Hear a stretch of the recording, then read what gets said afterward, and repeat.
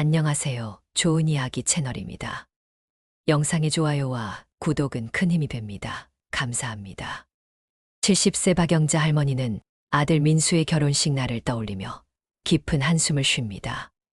3년 전 그날 처음 만난 며느리 수진이는 차가운 인사만 건넸습니다. 영자 할머니는 정성껏 준비한 전통 음식들을 내놓았지만 수진이는 요즘 젊은 사람들은 이런 음식 잘 안 먹어요 라며 살짝 미소만 지었습니다. 할머니는 며느리를 위해 손수 짠 스웨터를 선물했지만 수진이는 감사합니다라는 말과 함께 옷장 깊숙이 넣어두었습니다. 그날 밤 영자 할머니는 돌아가신 남편의 사진 앞에서 눈물을 흘렸습니다. 여보, 우리 며느리가 참 차갑네요. 어떻게 해야 할까요? 민수는 중간에서 힘들어했습니다.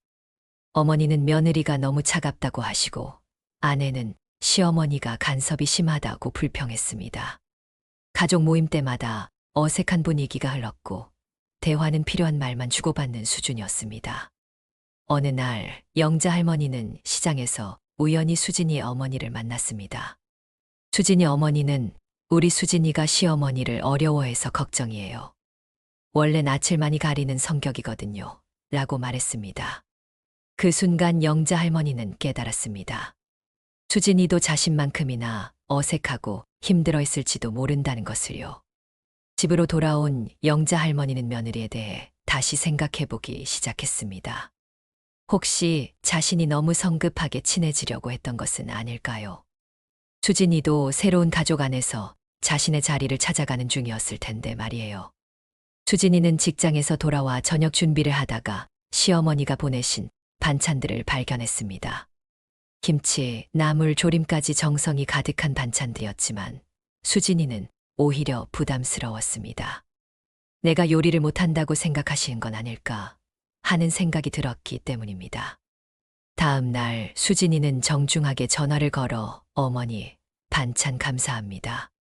하지만 저희가 직접 해 먹을 수 있으니까 다음부터는 괜찮습니다. 라고 말했습니다. 영자 할머니는 그 말을 들으며 가슴이 철렁했습니다. 내 반찬이 맛없나? 며느리가 내 손맛을 싫어하나? 하는 생각이 들었습니다. 오해는 점점 깊어졌습니다. 영자 할머니가 손자를 보러 와서 애기가 너무 말랐네. 밥은 잘 먹나? 라고 걱정스럽게 물으면 수진이는 내가 아이를 제대로 못 키운다고 생각하시는구나 라고 받아들였습니다. 수진이가 괜찮습니다. 소아과에서도 정상이라고 했어요. 라고 대답하면 영자 할머니는 내 말을 듣기 싫어하는구나 라고 생각했습니다. 명절 준비 때도 마찬가지였습니다.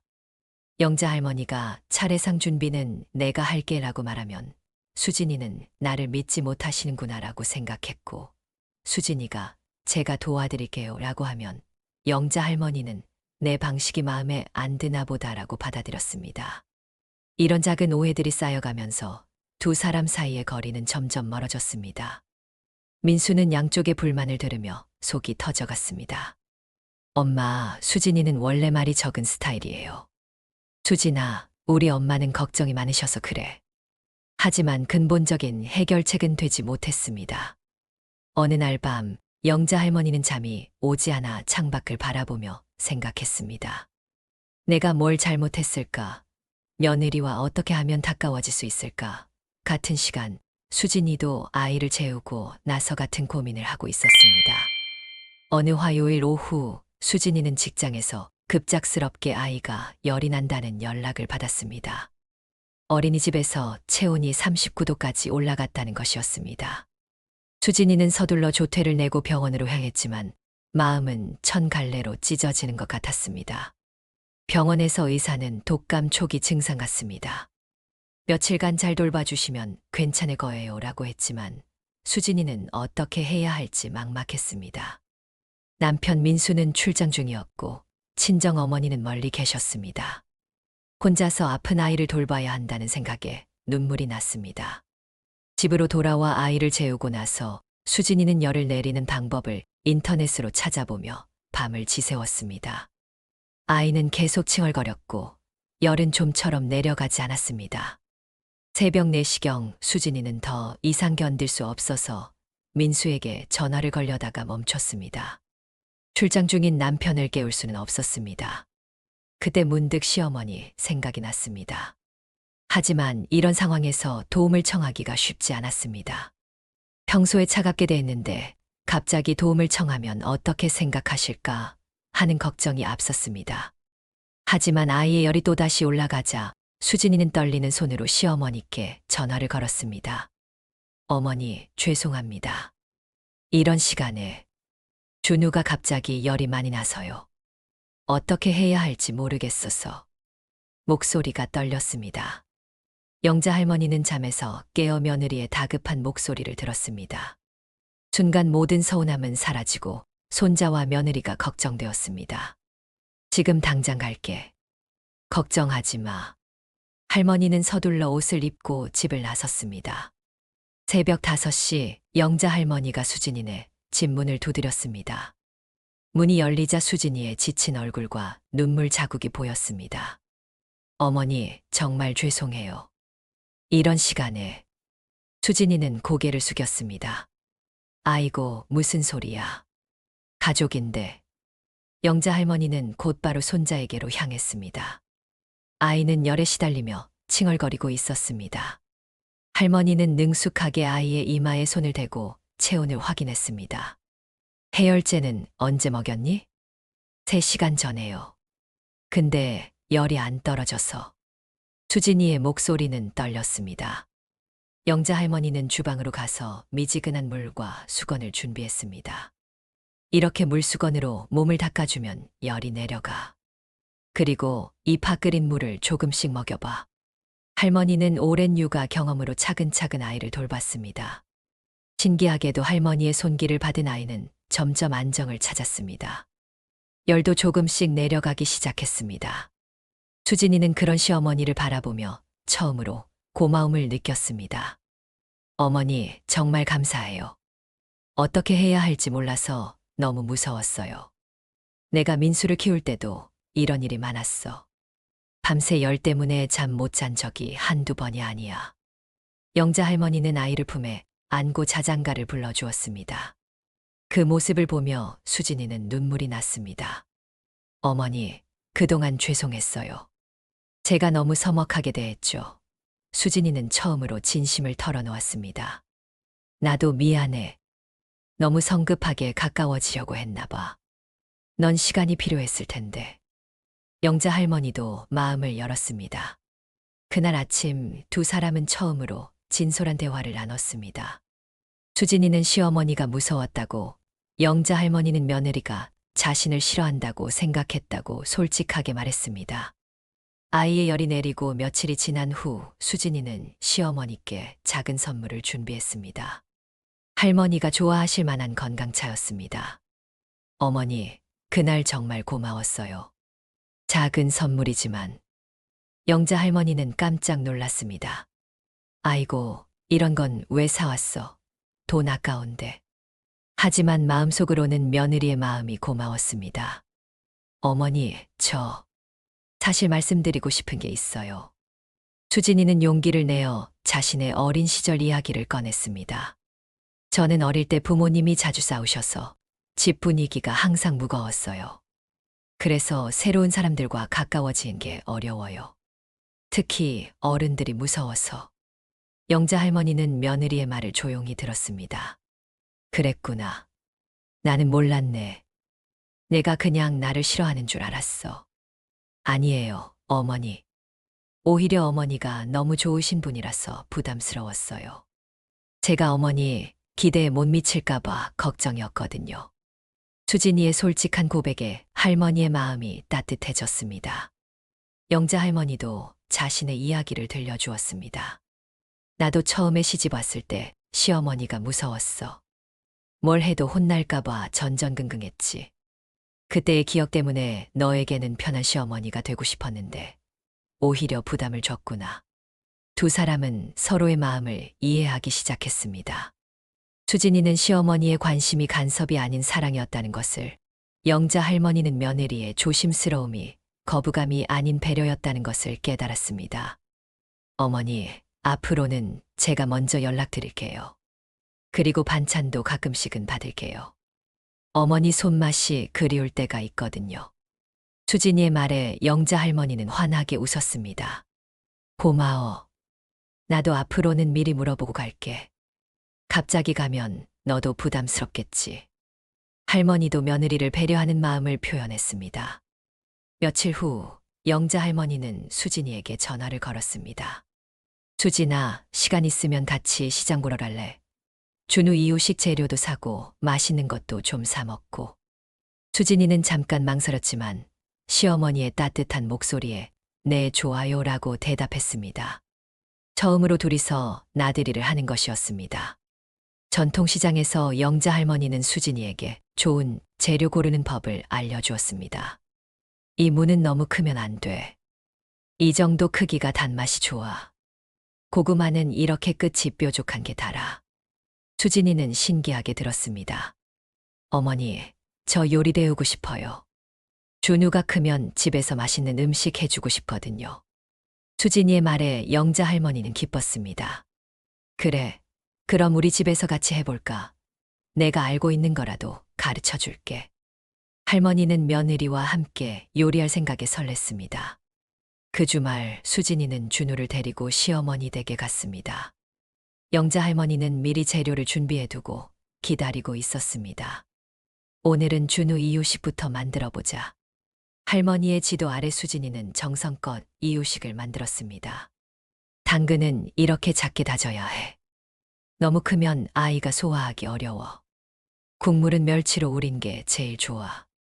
준우는 할머니가 안아주며 깍국놀이를 해주자 깔깔 웃었습니다. 그 모습을 보며 수진이는 따뜻한 마음이 들었습니다. 이런 게 가족이구나. 점심때는 셋이 함께 식사를 했습니다.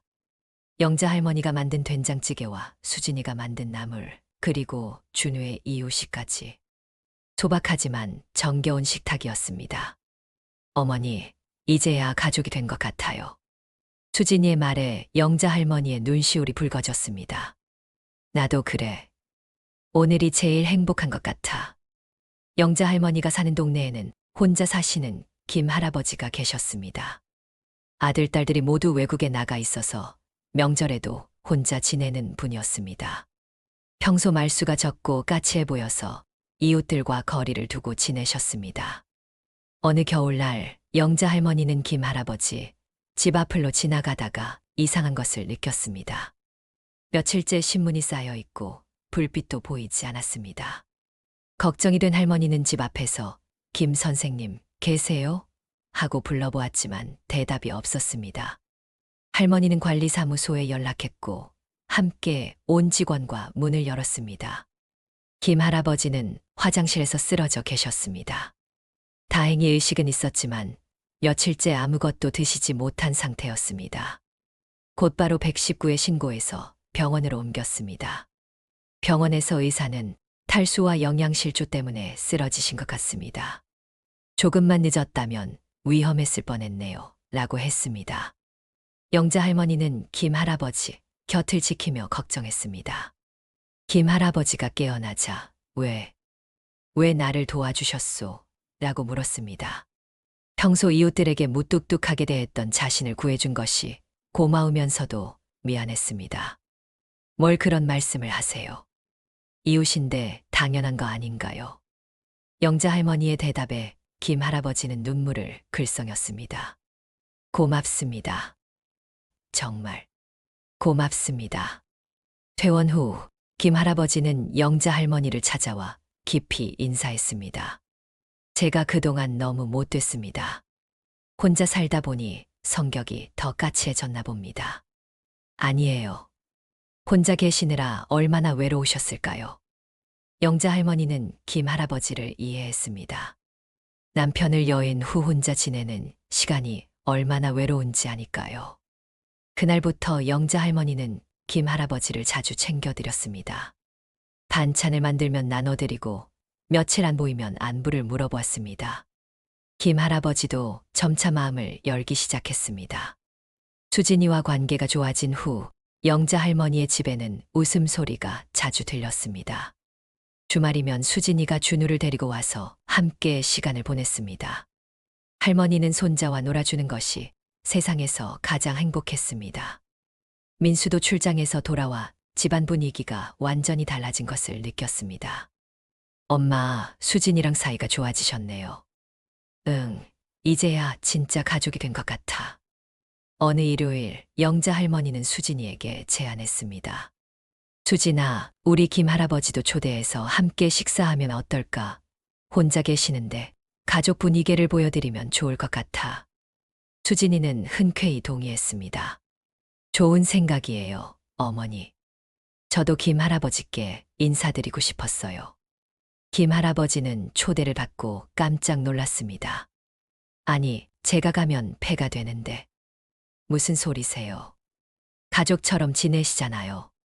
그 일요일 영자 할머니 집에는 특별한 식탁이 차려졌습니다.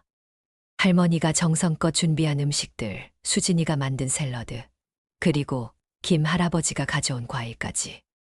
준우는 김 할아버지를 처음 보고 신기해했습니다. 식사 중에 김 할아버지가 말했습니다. 이런 가족 분위기를 본 게 참 오래됐네요. 우리 아들들도 이렇게 있으면 좋겠는데. 목소리에 아쉬움이 섞여 있었습니다. 김 할아버지는 이제 우리 가족이에요. 수진이의 말에 김 할아버지는 코끝이 시큰해졌습니다. 고맙습니다. 정말 고마워요. 그날 저녁 영자 할머니는 행복했습니다. 며느리와 화해했고 손자는 건강하게 자라고 있고 외로운 이웃에게도 따뜻함을 줄 수 있었으니까요. 봄이 되어 영자 할머니는 베란다에 텃밭을 가꾸기 시작했습니다. 상추, 깨십, 방울토마토 등을 심었습니다. 수진이는 그런 시어머니를 보며 어머니, 저도 함께 해보고 싶어요 라고 했습니다. 하지만 얼마 지나지 않아 작은 의견 차이가 생겼습니다. 영자 할머니는 전통적인 방식으로 농사를 짓고 싶어 했고 수진이는 인터넷에서 본 새로운 방법을 시도해보고 싶어 했습니다. 어머니, 이렇게 하면 더 잘 자란다고 하던데요. 수진이가 화분 대치를 바꾸자 영자 할머니는 조금 서운했습니다.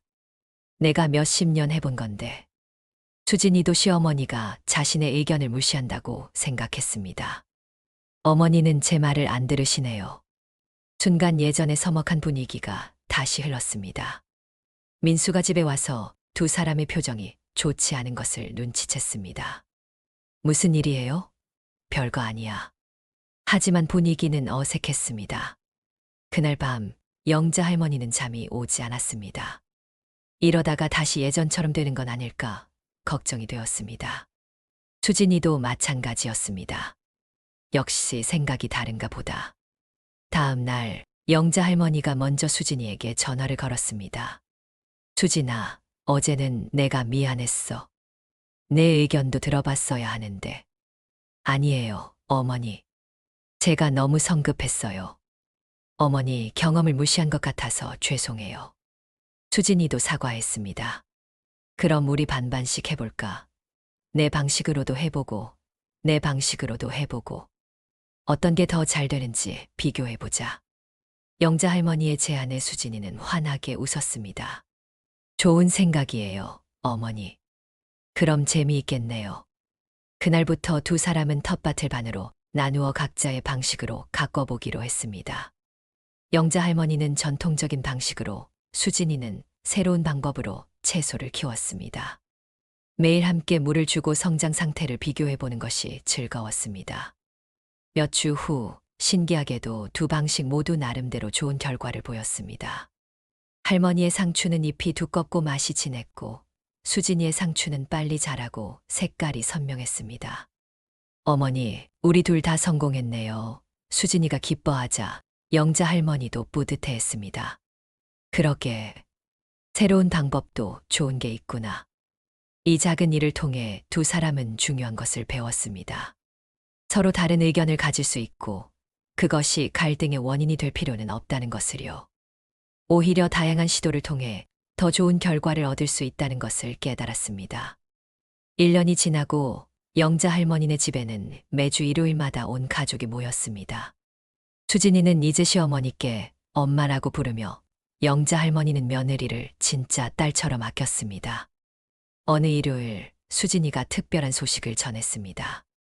엄마, 저 둘째를 가졌어요. 영자 할머니는 너무 기뻐서 수진이를 꼭 안아주었습니다. 아이고, 정말 우리 준우가 형 될 거야? 준우는 벌써 걸음마를 시작했고 할머니를 보면 할매 하고 달려와 안겼습니다. 김 할아버지도 이제는 진짜 가족처럼 지냈습니다. 김 할아버지라고 부르는 준우를 보며 환하게 웃었습니다. 민수는 이런 가족의 모습을 보며 감사했습니다. 처음엔 어떻게 될까 걱정했는데 이제는 이보다 더 행복할 수 없을 것 같아요. 영자 할머니는 돌아가신 남편의 사진 앞에서 말했습니다. 여보, 우리 며느리가 이렇게 좋은 사람이었어. 손자도 건강하게 잘 크고 있고 둘째도 태어날 거야. 걱정 말아요. 어느 날 저녁 수진이가 영자 할머니께 편지를 써드렸습니다. 엄마께 처음 만났을 때는 어색하고 무서웠는데 이제는 엄마가 계셔서 너무 든든해요. 준우가 이렇게 좋은 할머니를 만나서 행복할 거예요. 앞으로도 좋은 며느리가 되도록 노력할게요. 사랑해요. 영자 할머니는 그 편지를 읽으며 눈물을 흘렸습니다. 행복한 눈물이었습니다. 그동안의 오해와 서운함이 모두 사라지고 진짜 가족이 된 기쁨만 남았습니다. 김 할아버지도 변화했습니다. 이제는 동네 사람들과도 인사를 나누고 가끔은 영자 할머니와 함께 다른 혼자 사시는 어르신들을 찾아뵙기도 했습니다. 나도 도움을 받았으니 남도 도와야지. 겨울이 되어 첫눈이 내리던 날, 온 가족이 창밖을 바라보며 이야기를 나눴습니다. 내년에는 둘째도 태어나고 더 시끌벅적해질 거야. 민수의 말에 모두가 웃었습니다. 수진이는 배를 쓰다듬으며 말했습니다. 이 아이도 할머니, 할아버지의 사랑을 듬뿍 받고 자랄 거예요. 김 할아버지도 내가 두 손자를 봐야겠네라며 기뻐했습니다. 영자 할머니는 가족들을 바라보며 생각했습니다. 가족이란 태어날 때부터 정해지는 게 아니라 서로를 이해하고 사랑하며 만들어가는 것이구나. 그날 밤 영자 할머니는 일기장에 썼습니다. 오늘도 행복한 하루였다. 가족들이 건강하고 서로 사랑하며 지낼 수 있어서 감사하다. 내일은 또 어떤 행복한 일이 있을까? 창밖에는 하얀 눈이 조용히 내리고 있었습니다. 마치 이 가족의 앞날을 축복하는 것처럼 포근하고 아름다운 눈이었습니다. 오늘의 이야기는 여기까지입니다. 구독 누르시고 복 받아가세요.